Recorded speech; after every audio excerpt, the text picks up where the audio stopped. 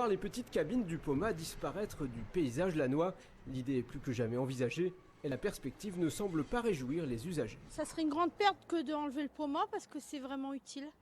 C'est un moyen de se déplacer de la ville basse à la ville haute. C'est pour moi c'est pratique. Supprimer le Poma, ça fait quand même.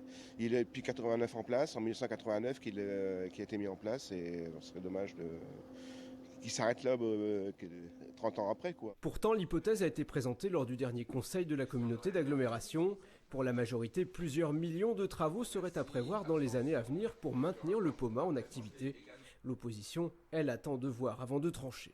Le Poma, c'est quand même le symbole du Lannois, hein, vous l'avez vu, partout là où vous êtes, quand on affiche l'an, on affiche le Poma. C'est quelque chose quand même d'important pour la population, pour l'image de la ville. L'idéal, c'est vraiment, on n'arrive pas à trouver une entente, et il faut que ce soit la population qui le fasse par référendum, parce que c'est quelque chose quand même qui va engager l'agglomération au moins sur une quinzaine d'années. Parmi les instigateurs du projet dans les années 80, René Dosière, ancien maire de Laon, craint de son côté qu'un remplacement du Poma par des bus ne génère pas de véritables économies. Cette solution de remplacement, elle a aussi un coût. Donc, qu'on voit quelle est la différence entre les deux. C'est ça qui est important. Mais ça n'est pas qu'un problème financier, hein. C'est aussi un problème de développement urbain, c'est le problème de l'avenir du plateau, c'est le problème aussi de la pollution. De la ville de Laon. Le sujet est sensible, le sénateur maire Antoine Lefebvre n'a pas voulu répondre à nos questions. La décision devrait être arrêtée pour début avril.